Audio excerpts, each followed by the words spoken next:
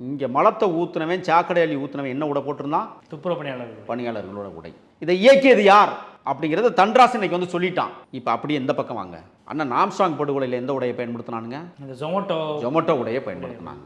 இப்போ இந்த கொலையில், இந்த மாபெரும் கொலையில், ஒரு மகத்தான தலைவர் கொலையில் ஜொமேட்டோ உடை அணிந்து வந்து வெட்டினார்கள் என்றால் ஒரு மாற்று உடை, இங்கே ஒரு மாற்று உடை. அப்போ இதை இயக்கியவன் ஒருவனாகத்தான் இருக்க முடியும். யோசிச்சு பாருங்க நீங்க. அப்போ இந்த ஆம்ஸ்ட்ராங் கொலையோட இந்த விஷயத்தையும் கனெக்ட் பண்ணி சொல்றீங்க? ஆமா, இருக்கு இருக்கு என்பதை நான் சந்தேகிக்கிறேன். அதை தீவிரமா விசாரிக்கணும்ல.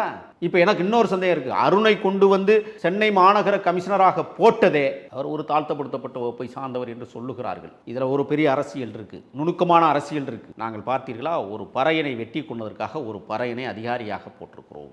ஆகையால் அவர் சரிவர தீவிர விசாரணை நடத்தி சட்டத்தின் பால் அனைத்து குற்றவாளிகளையும் நிறுத்தணும். ஏன்டா என் திருவேங்கடத்தை என்கவுண்டர் பண்ணீங்க? திருவேங்கடத்தை ஏன்டா என்கவுண்டர் பண்ணீங்க? இதை நான் ஆரம்பத்திலிருந்து கேட்டுக்கிட்டு இருக்கிறோம்ல. எதுக்குடா பண்ணீங்க நீங்க? ஏன்னா அவன் தான் எல்லாத்தையும் சொன்னவன். அவன் உண்மையை சொல்லிட்டான். வச்சிருந்தா உடனே போட்டிருப்பானுங்க அமைச்சர்களுக்கும், அப்படியே காங்கிரஸ் கட்சியினுடைய தலைவருக்கும் போன போட்டுவான். என்னென்ன உங்கள் பேரெல்லாம் சொல்கிறான், முடிச்சு விட்ருங்க, முடிஞ்சாச்சு.